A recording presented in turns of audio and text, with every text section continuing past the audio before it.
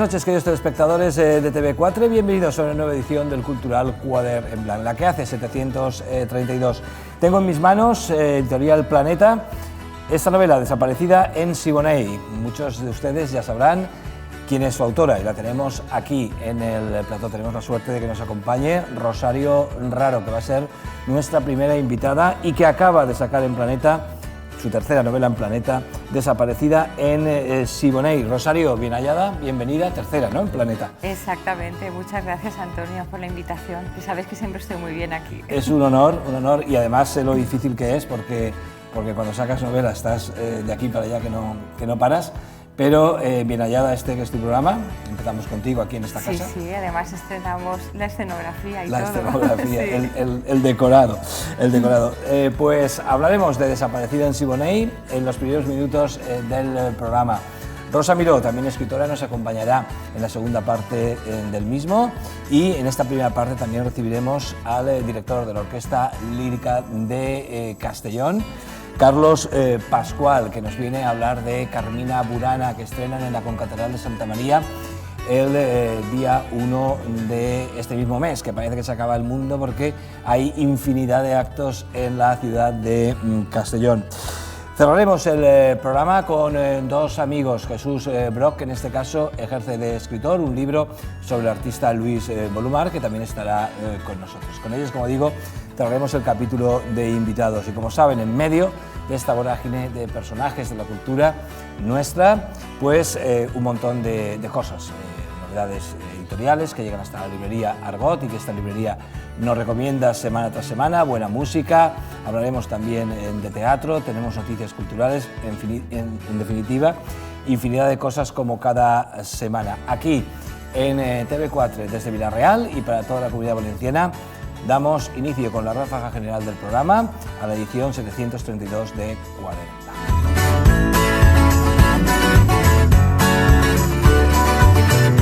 Pues lo decíamos, tercera novela de Rosario Raro, publicada en Planeta, desaparecida en Siboney. Entre Barcelona y Cuba transcurre esta novela, la mayor parte de ella, desaparecida en Siboney, con una frase de Balzac: detrás de toda gran fortuna siempre hay un crimen, otras ocultan cientos. Rosario, no sé si esto es un añadido a Balzac o Balzac finalizaba la frase así. Yo creo que Balzac estaba convencido de que con la literatura no se iba a hacer rico, ¿no? Porque ya llevaba muy avanzado el ciclo de la comedia humana y por eso muchas de las fortunas que le rodeaban le parecían sospechosas. Lo de añadir otras ocultan cientos fue pues como una especie de juego, ¿no?, como las paradojas de Oscar Wilde. Pero yo creo que tendríamos que decir algunas otras ocultan cientos, porque hay fortunas de origen lícito pues que atendieron a una necesidad del momento o que tuvieron el don de la oportunidad. Pero bueno, en este caso lo que hay detrás es el tráfico de esclavos y sí que en ese caso ocultaron cientos de crímenes, ¿no? Pues vamos a hablar del fondo y del trasfondo de esta novela. Lo hacemos en los próximos minutos con su autora, Rosario Raro, ráfaga para ella, y comenzamos la entrevista.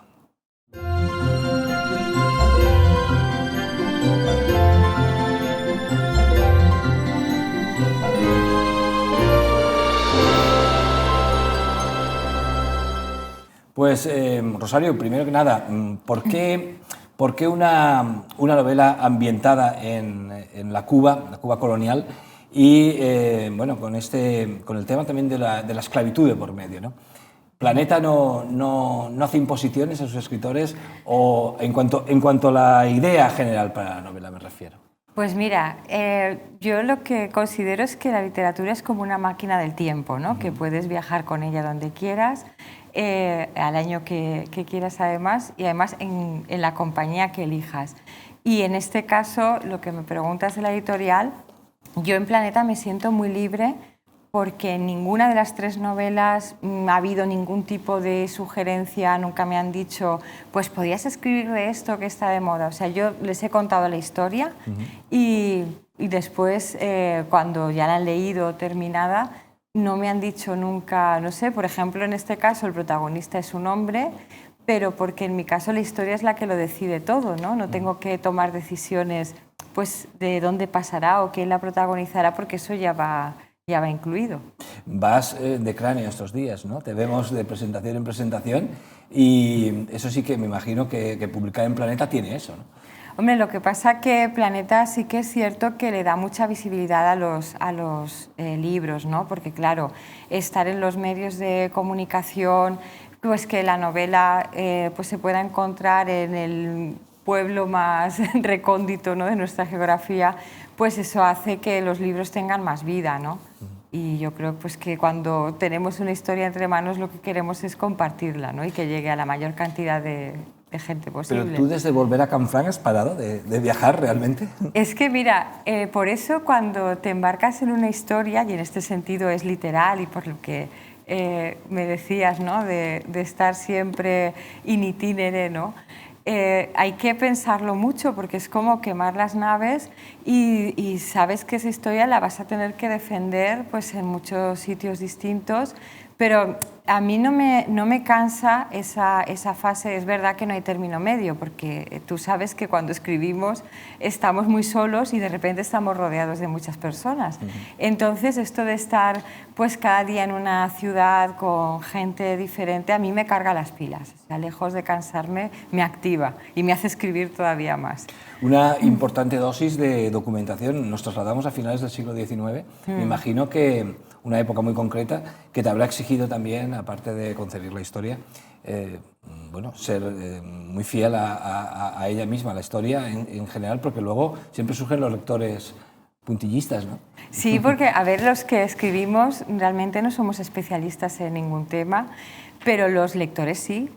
Entonces nos leen expertos en los campos más variados. El otro día me dijo un periodista en Valencia que él era navegante y que todo el tema marítimo, naviero, que estaba muy ajustado. Claro, yo he tenido que consultar desde cartas de navegación a itinerarios de barcos en esa época, pero es un trabajo que a mí me parece detectivesco, ¿no? Y me parece muy apasionante porque haces hallazgos y eso dota a la historia de mucha verosimilitud, porque como no puedes poner nada que no estuviera en ese momento, aunque tenemos la posibilidad de licencias poéticas, ¿no? Pero yo creo que el lector, si detecta algo que no se corresponde, es como que todo el andamiaje y el edificio se cae, ¿no? Y creo que también hay que disfrutar esa fase. Yo me documento antes, pero durante la escritura también, y después incluso para entrevistas como esta también, ¿no? Porque hay preguntas que tengo que saber responder. Oye, has dicho que el protagonista es un hombre, pero hay una protagonista en la sombra desaparecida, no vamos a desvelar si aparece o no, que Dulce creo que se llama, ¿no? Sí. Que bueno, está ahí durante toda la novela, ¿no? Sí, además, bueno, su nombre es un juego porque sabes que a mí siempre me gusta insertar pues algo que tenga que ver con el personaje, ¿no? Porque los nombres propios me parecen un recurso demasiado interesante como para que se pierda. Se llama Dulce porque ella es de la sacarocracia, que era la aristocracia de las plantaciones azucareras, ¿no? Y entonces, como tú has dicho, cuando empieza la historia, ella ya ha desaparecido. O sea, el lector tendrá que saber si reaparece o no. Y me interesaba también escribir una novela en torno a un personaje ausente y que lo fuéramos conociendo conforme avanza la trama a través de las opiniones de los demás personajes, y así se va completando, ¿no?, como el retrato que tenemos de ella. Una niña, su hija, es la que se pone en contacto con su tío. Exacto. Para anunciarle esa desaparición, ¿no? Sí, además tenemos que ponernos en la situación de esos personajes porque en el último cuarto del siglo XIX una carta tardaba 30 días en cruzar el océano, ¿no? Y luego Mauricio Sargal, cuando se ve obligado a ir a Santiago de Cuba... yo cuando la recibe y se la mete en un bolsillo, digo, aquí este hombre no la lee después de 30 días. Después de un mes. Claro, pero él se la guarda en el bolsillo porque se está construyendo una casa en el Masnou, el Prodigio se llama la casa, y entonces le hace tanta ilusión porque, claro, en esa época recibir una carta era un acontecimiento, no como ahora que correos electrónicos tenemos muchos, ¿no?, todos los días. Y entonces, claro, imagínate el desasosiego que siente porque cuando él llega 60 días después no sabe lo que se va a encontrar allí. Y esto era muy importante porque desde el gobierno, por ejemplo, para los edictos, las leyes, todo lo demás dependían del correo. y si no llegaban era como que no se podía extender a los territorios de ultramar pues todo lo que se decidía en Madrid, ¿no? El marido de Dulce, la mujer desaparecida y cuñado, por tanto, del protagonista, huye de España, o está perseguido en España y va a Cuba, pero en Cuba en aquella época se hacía fortuna, se podía hacer fortuna. Sí, además la expresión de hacer las Américas, ¿no?, que proviene de todos estos que después volvieron como indianos enriquecidos y además tenían un símbolo que era la palmera. Entonces, cuando vemos una casona de estas que además eran muy ostentosas, sobre todo para que los vecinos se enteraran de que habían triunfado, todas tienen una palmera plantada delante de la fachada principal. Y eso quiere decir que esa fortuna fue hecha en América. Y es la historia de dos cuñados, porque a mí me parecía que ese parentesco da mucho juego y no está demasiado explotado en la literatura, ¿no? Esto de que los cuñados siempre se llevan mal, aquí queda Hombre, de manifiesto. Aquí es que son como... es la clave de la historia. Los papeles de protagonista y antagonista son tal cual, porque claro, entre otras cosas, Bartolomé Gormaz es negrero, ¿no? Entonces, con eso yo creo que ya está bastante dicho, ¿no? Qué Barcelona tan distinta, ¿no?, a la actual. Sí, porque claro, era una Barcelona en la que, por ejemplo, yo he tenido que matizar que Santa María de Sants y Gracia eran municipios aparte, no estaban integrados todavía como ahora, ¿no?, que son barrios, en otro caso distritos, y entonces me interesaba reflejar como si fuera el anverso y el reverso, cómo se vivía aquí ese lujo, ¿no?, que claro, procedía pues de todo el comercio y que aquí había como una especie de vida frívola, que no era de buen tono hablar en los salones pues de la esclavitud, por ejemplo, y llegaba el algodón, ¿no?, además en unas condiciones pues muy ventajosas para la industria textil, el cacao, por ejemplo, el café. Eso hacía que todavía los azucareros se volvieran más ricos, porque como en origen son productos muy amargos, entonces necesitaban todavía más azúcar, ¿no? Y claro, pero aquí era como que se consideraba que cargar un barco con esclavos en la Costa de Oro africana pues era como llevarlo lleno de cualquier otro cargamento, ¿no?, con lo que eso supone. Además, comentas que se preferían los niños incluso, ¿no? Sí, porque o sea, en esta época el comercio ya estaba prohibido y eso lo convirtió en la actividad más lucrativa posible, que siempre es lo que sucede cuando algo está prohibido. Entonces, como ya veían los grandes hacendados que estaba muy próximo, porque el abolicionismo iba cobrando más fuerza, pues preferían que fueran todos los jóvenes posibles para que así cuando pasaran al régimen de patronato, pues tener mano de obra en plenas facultades. Queda muy bien reflejado también ese, como has dicho tú ahora, ese primer brote, ese inicio de las ideas a favor, o sea, en contra de la esclavitud, del abolicionismo, ¿no? Que en ese momento, incluso entre gente rica, se va germinando también esa idea, ¿no? Sí, además, aquí en España, quien tomó el mando fue un puertorriqueño, Julio Vizcarrondo, que lo que hizo fue liberar a todos los negros de su hacienda y venirse a Madrid, porque sabía que si estaba en el corazón, ¿no?, del apoyo al esclavismo, pues era de donde podía hacer más cosas. Y claro, y como casi siempre sucede, si profundizamos un poco, lo que había detrás eran los intereses económicos.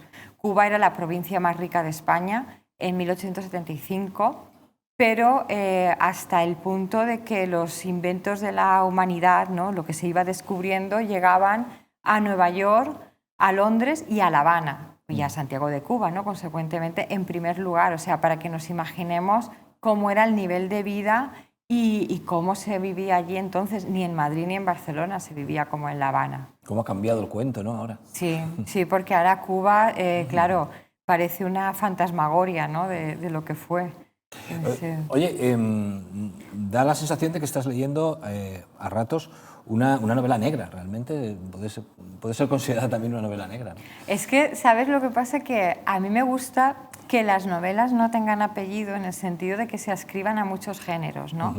Porque como las tres que he escrito están basadas en hechos reales, yo creo que si tienen todos los ingredientes, es decir, la parte de novela negra, thriller, policíaco, e histórica. Y luego, pues, inevitablemente hay romance, porque cuando juntas a mucha gente, pues, alguno se enamora y con los personajes pasa igual.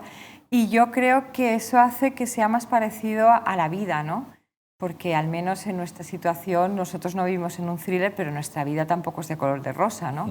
Entonces, no me gustaría que se escribiera solo a un género. Y la ventaja de esto es que, claro, me invitan a unas jornadas de novela histórica y a la semana siguiente a un festival de novela negra, ¿no? Con lo cual yo estoy encantada. Oye, ¿qué tiene que tener una época, una determinada época de nuestra historia para que le interese a Rosario Raro, para introducir una historia, una novela en ella? Pues mira, yo siempre busco capítulos de la historia, pero que no están cerrados. O sea, es decir, que las consecuencias llegan hasta el presente. Al final, en la parte de no ficción ya del libro, he puesto que en este momento hay más de 40 millones de esclavos en el mundo.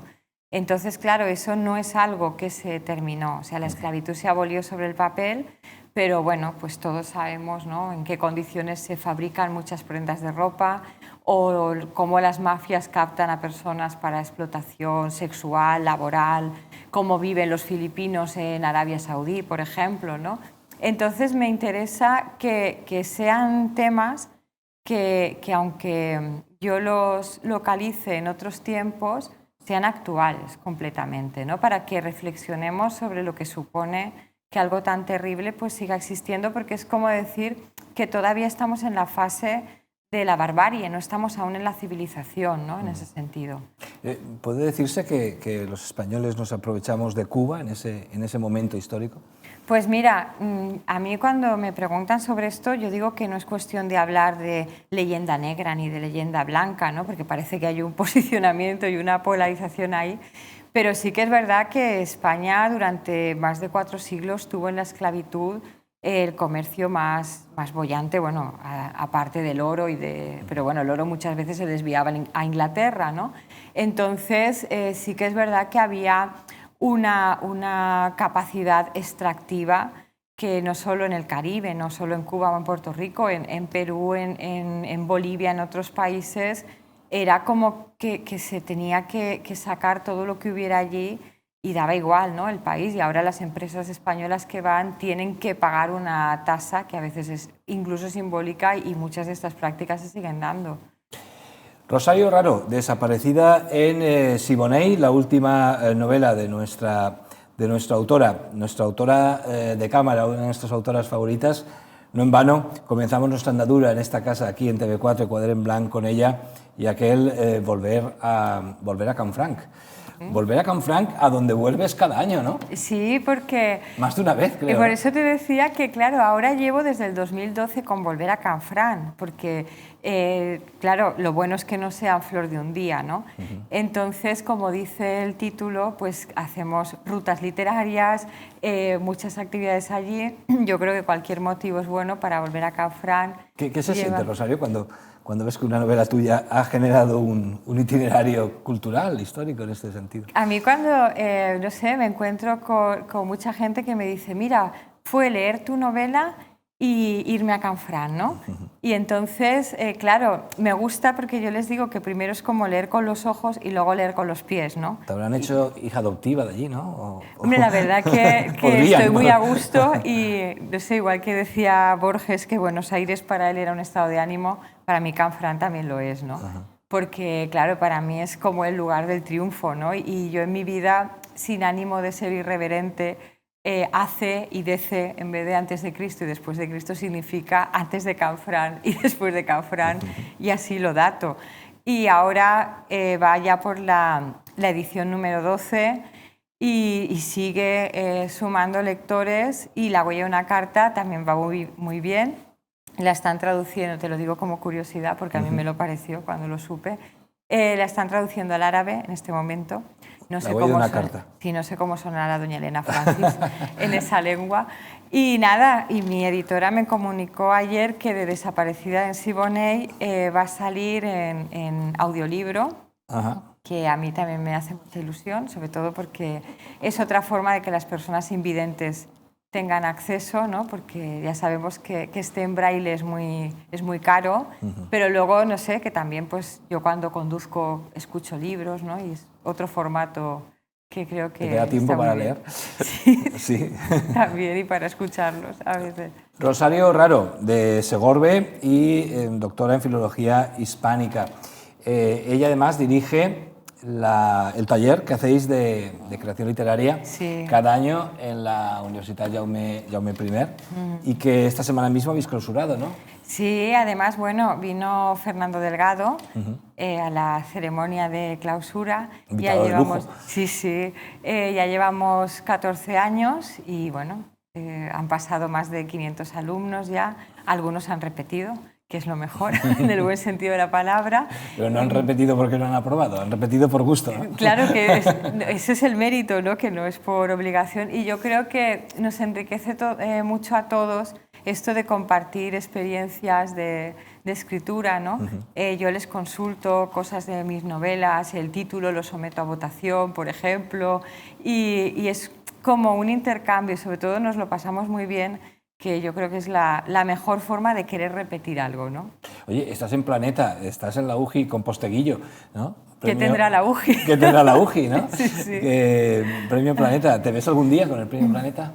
Pues mira, te digo una cosa veces, ¿no? antes de Posteguillo, y es que le hicimos un homenaje en la facultad la semana pasada por el Premio Planeta precisamente, y entonces pues nos mandaron muchas frases, ¿no? Desde la editorial Planeta, compañeros escritores o nuestras editoras y demás. Y claro, y a mí cuando me preguntan por el Premio Planeta, pues claro, imagínate lo que supone el premio más dotado en habla hispana, ¿no? Entonces, pues yo creo que los que escribimos lo tenemos ahí como una especie de sueño, pero bueno, también era un sueño publicar en Planeta, ¿no? Entonces, a mí me gustan estas circunstancias que es como una estructura de cajas chinas que van pasando cosas pues que no esperas, pero bueno, yo creo que tengo aún mucho que escribir, ¿no? Y que de momento el miércoles recogeré el premio Onda Cero Castellón, que me ha hecho mucha ilusión también. Y no sé, yo me lo tomo, no sé si por el tema de Canfranc, como estaciones, ¿no? Que tercera novela en Planeta y en sí es un premio Planeta. Sí, porque claro, yo creo que es una barbaridad, ¿no? Eso no lo hacen tampoco muchos autores, ¿no? Hay muchos autores que llegan a Planeta pero luego no tienen esa continuidad, ¿no? Claro, o sea, en este caso que yo iba a publicar La huella de una carta, pues era una consecuencia del éxito de volver a Canfranc, ¿no? Y claro, como La huella de una carta también ha tenido tantísima repercusión, porque yo además intento que tenga como varios temas de enganche, ¿no? O sea, en el de Canfranc era el tema militar, ferroviario, la Segunda Guerra Mundial y los judíos, y así muchas personas llegan al libro, pero por caminos distintos. Y después, La huella de una carta, además, con todo lo que me ha supuesto conocer a los afectados por talidomida, que me reuniré con ellos en la Feria del Libro de Madrid, porque ya tenemos una relación pues muy cercana. Y claro, y la tercera pues fue la confirmación, ¿no? De que bueno, están contentos conmigo, pero yo con Planeta también. Sí. es para estarlo. Bueno, pues Rosario, me tiraría horas hablando contigo. Yo también, porque estoy muy a gusto, como es siempre. Apasionante, pero tenemos que continuar el programa. Yo te agradezco muchísimo porque sé que estás inmersa en el viaje. Bueno, pero siempre que me llamas yo vengo, ¿eh? Sí, sí, además. Sabes que es así y además ipso facto. Eso es verdad, pero cuando ganes el Premio Planeta también. Seguro. Que ahora Posteguillo nos cuesta más, ¿eh?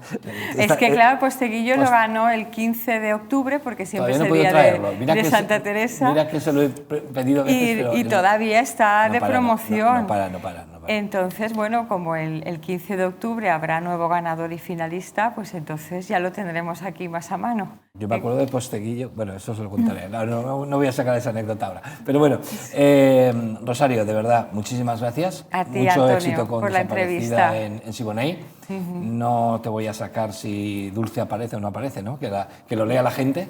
No, y además a mí me gusta que cuando el lector termine, que siga indagando. Y solo voy a decir una pista, y es que hay un telegrama que es real, en el sentido también de que lo escribió un rey, Alfonso XII, y si indagan a partir de ahí, como por arte de, no sé si de encantamiento o desencantamiento, todos los personajes se vuelven reales. porque yo por una cuestión de prudencia no he querido poner los nombres auténticos. Pero bueno, eso ya se lo dejo al lector. Rosario, lo dicho. Pues gracias. Buen viaje. Y hasta la próxima. Hasta la próxima. Despedimos a nuestra primera invitada, Rosario Raro. Nos vamos a Benicàssim Blues, que celebra su nueva edición, la edición de 2019. Desde el Ayuntamiento nos han enviado la promo, pues nosotros la lanzamos.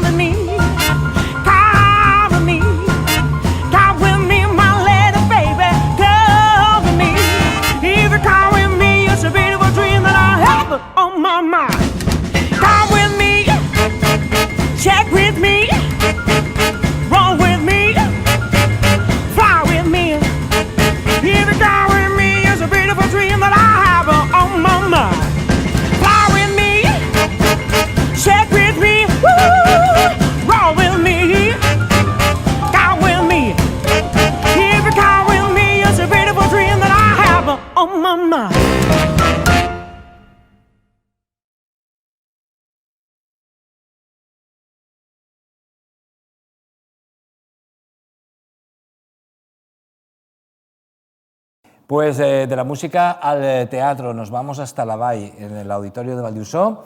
Este fin de semana tenemos cita con Oliver Twist, el clásico Oliver Twist llevado al musical. Tenemos el tráiler de ese espectáculo, aquí va.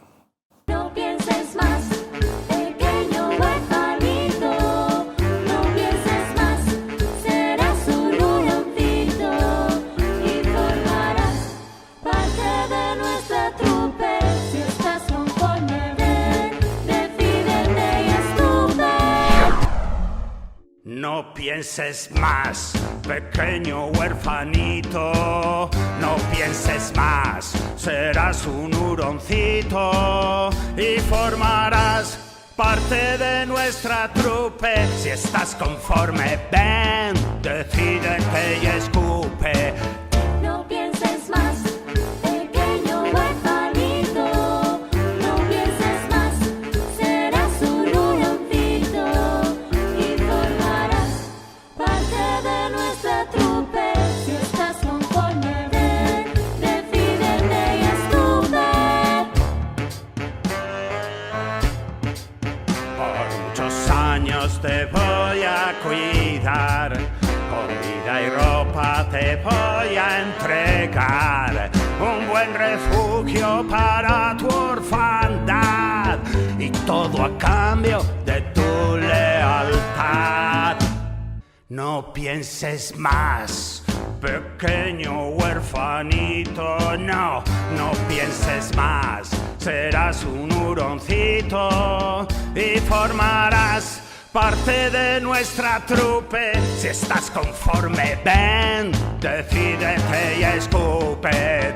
No pienses más, pequeño huerfanito, no, no pienses más, serás un huroncito, no, y formarás parte de nuestra trupe. Si estás conforme, ven. Ven, ven. Pues continuamos y lo vamos a hacer hablando de música en este caso, de buena música, porque este sábado, día 1 de junio a las 21 horas 9 de la noche en la Concatedral de Santa María tenemos una gran cita musical. De ella nos viene a hablar el director musical de esta cita, que no es nada más y nada menos que Carmina Burana, y el director, el que va a estar al frente de la dirección en este caso, de este bueno, estreno importante en Castellón, es Carlos Pascual, entre otras cosas director de la Orquesta Lírica de Castellón. Vamos a dar la bienvenida. Carlos, bien hallado, bienvenida a esta que es tu casa. Gracias. Y gracias por estar con nosotros. Cita importante, sábado con Catedral de Santa María. Así es. Así, como titular, participantes en este estreno de Carmina Burana. Pues este proyecto que nace de la Coral Vicent Ripollès, que bueno, sabes que es la coral la decana, la coral decana de la ciudad de Castellón, en el que invita además a participar a la coral de Capo de Benicarló, porque Carmina Burana es una obra que fundamentalmente tiene 2 coros, es para doble coro. Además estarán las voces blancas del Conservatorio Calasancio haciendo la parte de coro de niños. Y lo que vamos a hacer el próximo sábado es coger la versión que existe para 2 pianos y percusión y transformarla en una versión nueva para órgano, el órgano de la catedral, ese pedazo de instrumento que infrautilizado, como tenemos, más el set de percusión, 5 percusionistas y 2 organistas, como ya he comentado, dándolo todo. Pues ahora hablamos de todo ello y de cómo ha sido esa conversión musical de esta partitura, que imagino que habrá sido una labor ardua. Pues vamos a dedicarle la ráfaga que se merece a nuestro invitado y comenzamos a charlar de este Carmina Burana. Apunten día y hora, próximo sábado, a las 21 horas en la Concatedral de Santa María.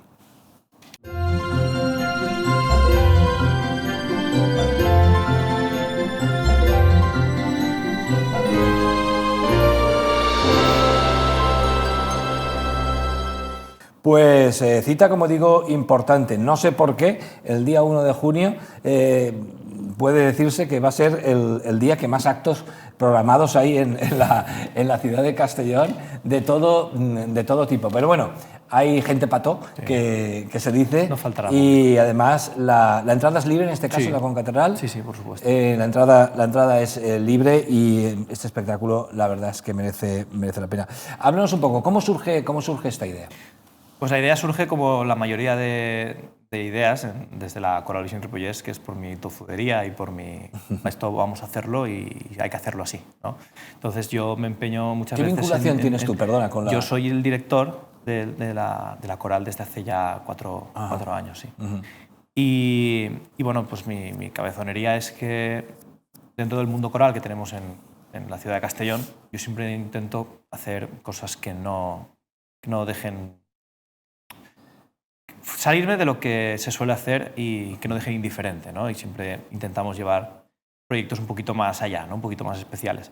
Venimos de hacer también en la Concatedral un programa de Gabriel Fauré y Ravel con orquesta, y ahora pues se me metió en la cabeza hacer esto, y la idea era utilizar ese gran instrumento que es el órgano, que costó, el nuevo órgano costó dineral y tiene infrautilizado, que decías. Infrautilizado porque sí que es verdad que no hay muchos organistas que puedan explotar ese instrumento, pero es que incluso me consta que ni para el culto regular tiene un gran uso todo el potencial que tiene ese instrumento, ¿no? Nos lo demostró en el concierto de inauguración cuando se hizo. Y nosotros ya hemos hecho conciertos con ese órgano, pero esta vez lo llevamos a un extremo utilizamos todas sus posibilidades, porque lo que llevamos haciendo 2 semanas es... cogimos la partitura de orquesta y la versión para 2 pianos de la obra, junto con los pianistas, que son José Luis Miralles y Irene García. Y llevamos 2 semanas, todas las mañanas, yendo a programar todos los registros del órgano en acorde a lo que es la partitura original de orquesta y las posibilidades que tiene el órgano. Porque perdona, Carlos, que te interrumpa, me hablabas de que un órgano tan potente puede acallar las voces, ¿no? Claro, puede silenciar las ahí voces. Si se nos ocurre meter todos los registros posibles, tendríamos una hecatombe de sonido que, en este caso, para luchar contra 60 voces, más los niños, que son unas pocas más, pero bueno, más caso el de reverb, potencia, ¿no? que hay allí en claro, la más la bola que se hace, más la percusión, pues estamos ahí un poco limitándolo, y siempre con pies de plomo para no...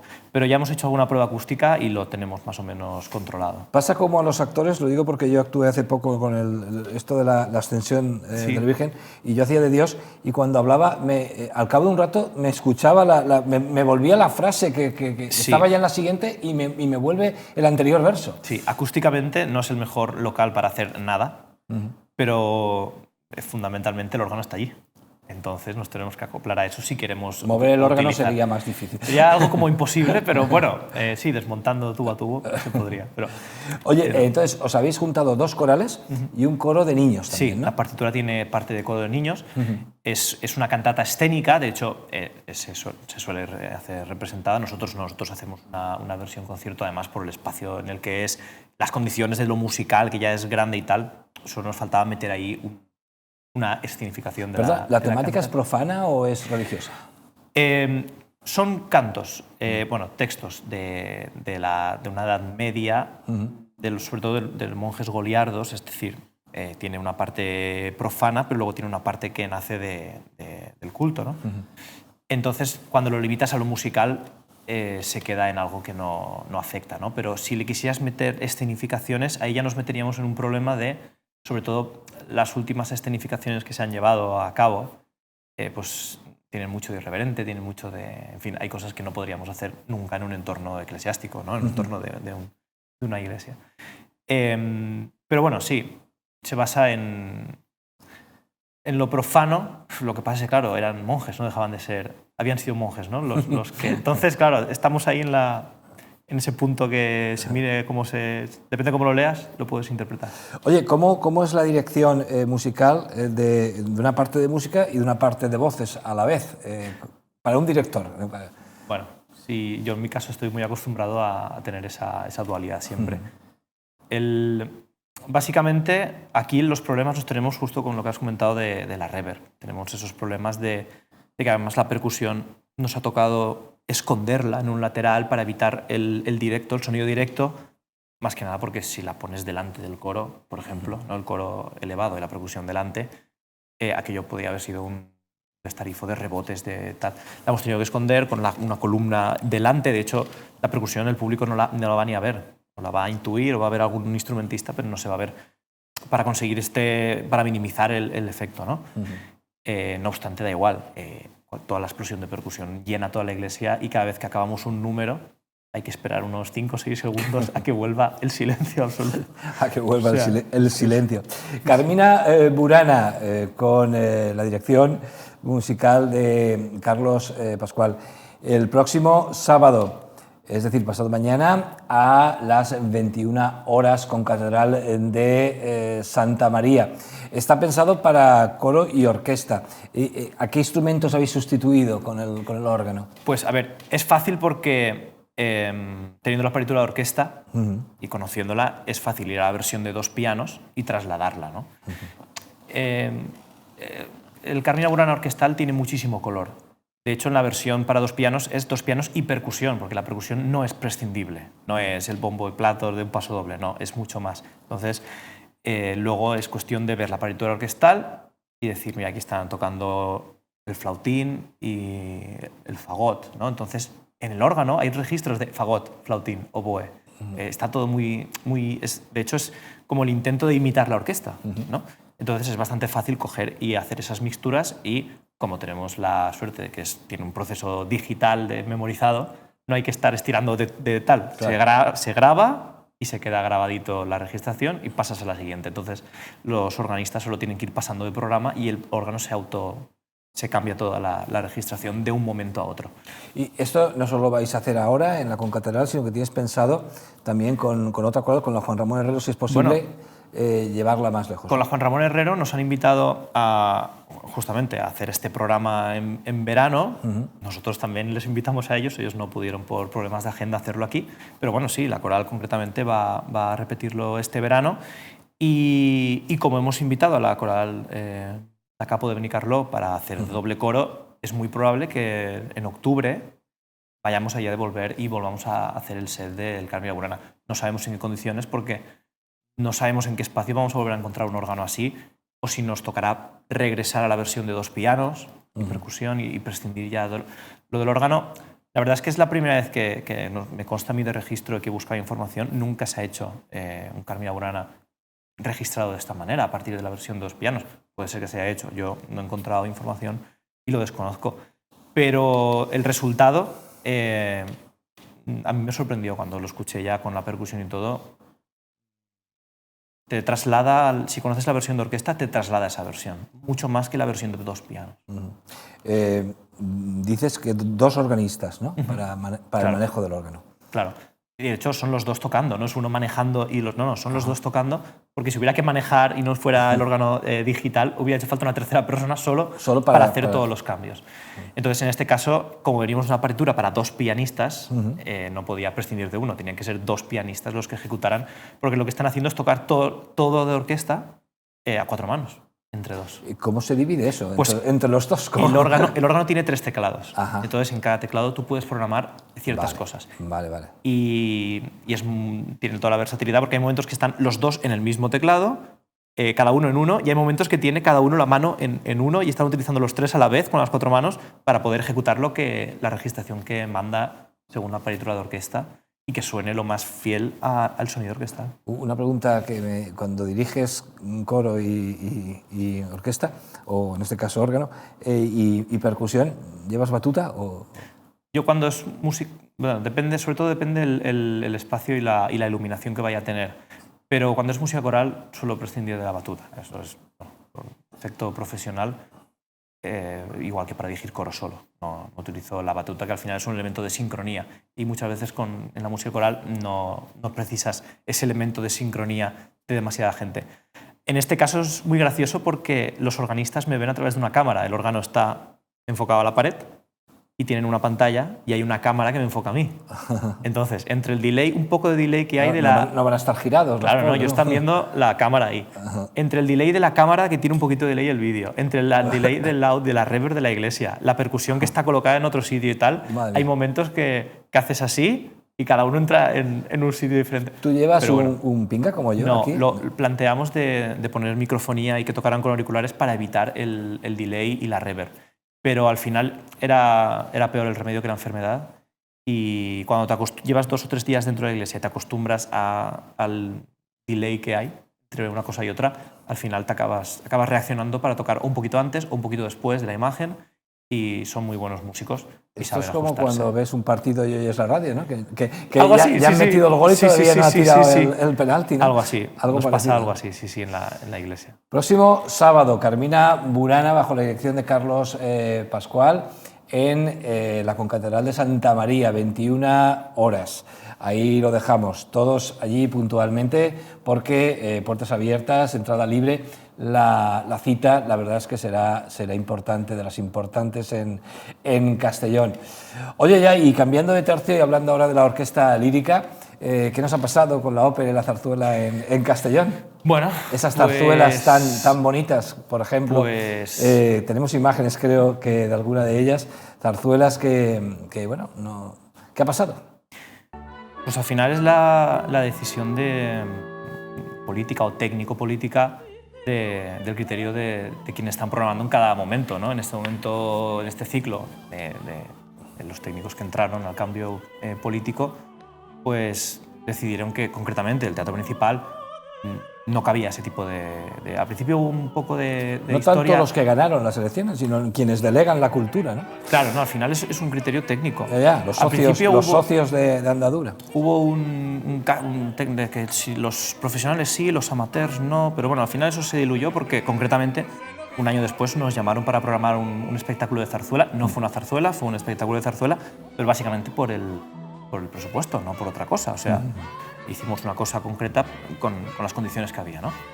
Pero estamos Y- viendo imágenes, hacíais grandes cosas.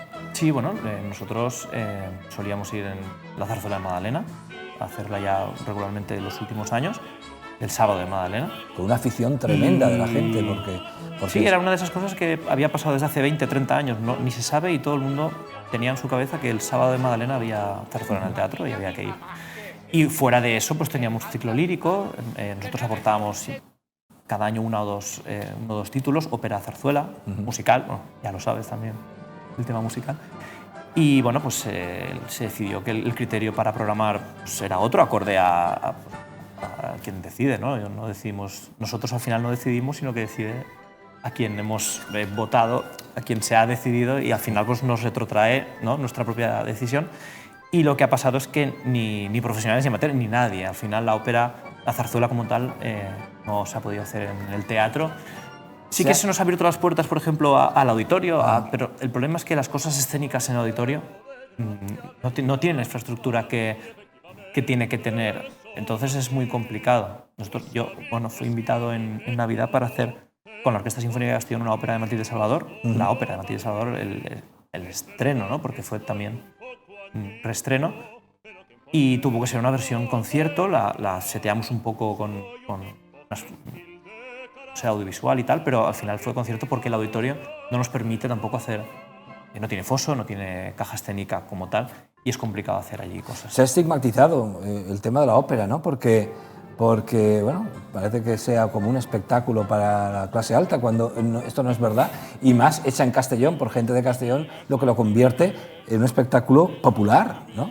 No sé si es justamente por ese encasillamiento de erróneo, de ¿no? Un cierto tipo de clase, como si la ópera fuera para esa clase. O sea, no sé si es por eso, porque al final, como te digo, lo de amateur y profesional no era la excusa. De hecho, a nosotros también se nos ha invitado al Teatro del Raval a hacer ópera, zarzuela, pero el problema es que no es sitio. O sea, no podemos hacer ahí una producción mínima. No hay foso, no hay... O sea, tenemos que hacer un set muy reducido y una propuesta muy concreta si queremos hacer algo. Pero es que no hay otro espacio que el teatro principal. Y sí, y sabes lo peor, bajo mi punto de vista, es que la demanda, o sea, la gente se ha conformado. Tanta historia, al final la gente tampoco se ha quejado en plan formal ni Aquí informal. nos hemos quejado, ¿eh? Aquí nos quejamos de muchas cosas, Sí, y lo decimos pero- bien claro y bien alto. Pero cuando una protesta llega se escampa, se toma una cierta referencia, todos los medios, no unos y otros no, sino que se genera una discusión, y el problema es que parece que la gente también le ha pasado desapercibido. No hay ópera, pues no hay ópera. ¿No hay zarzuela? Pues no hay zarzuela. Y bueno, al final pues también dices, bueno, pues si esta es la repercusión que ha tenido, que no haya ópera, pues no sabemos igual era... Ellos se lo pierden. Volverán las cosas, al fin y al cabo, las cosas que tienen... Ojalá, pues nosotros... Las cosas normales tienen que volver a la normalidad, ¿no? Lo peor es que nosotros hemos tenido que seguir programando y haciendo ópera y zarzuela fuera de Castellón, y en Castellón no podemos. Y eso es lo que más nos duele, tener que ir fuera y aquí no poder hacer. Pues ahí están, imágenes de esas óperas con las que vamos a acabar esta entrevista. Y Carlos, muchísimas gracias. Y Gracias a ti. Mucha suerte para el sábado. Suerte no la necesitáis porque hay mucho talento ahí. Que la rever se pero comporte. que la rever se comporte. Sí. No, ya podemos ir quitando las imágenes. No hay ninguna manera de poner... Sí que hay, ¿no? sí Pero que hay muy modos, cara, sí ¿no? que hay modos. Y incluso muchos templos que se han reconvertido como salas, sí que hay modos. Pero en este caso, y la magnitud, las dimensiones de ese templo impiden... madre mía. Pero tiene que ser ahí, ¿no? Por el órgano, por mi cabezonería del órgano. tenemos que hacerlo así. Di que sí. Sí, sí. Pues vamos a despedir a Carlos. Carlos, muchísimas gracias por estar con nosotros A ti por invitarme. y mucho éxito. Pues despedimos a Carlos Pascual. ¿Con qué me voy? ¿Con qué me voy? Ah, sí, me voy con la historia de Nureyev, el bailarín Nureyev, llevada al cine. El bailarín es el título de esta película que ya se puede ver en las salas de la Comunidad Valenciana. Aquí vemos el tráiler. Usted lo sabía lo que pensaba hacer. No, ¿Está diciendo que él jamás le habló de querer desertar? no. Él no sabe nada de política. Es por la danza. Rudolf Nureyev. Es un gran placer recibirles a ambos en Francia. Nos dicen que no hablemos con extranjeros, ni salir con ellos. Solo estar con socialistas. ¿No tienes miedo? ¿Qué pueden hacer? No pueden arrestarme. No, pero cuando vuelvas a casa pueden hacerte la vida imposible. Rudy, ¿a dónde vas? ¿Es debido a un ataque a la Unión Soviética? No, es por la danza. Debe ir a la Unión Soviética. Quieren meterme en prisión. Soy campesino de Ufa. Además, nací en un tren. Hay que mostrar al mundo que Kirov es el mejor. El ballet no trata solo de reglas. Debemos apuntar más alto. Rudy, tienes que decir lo que quieres. ¡Atrás! Quiero ser libre.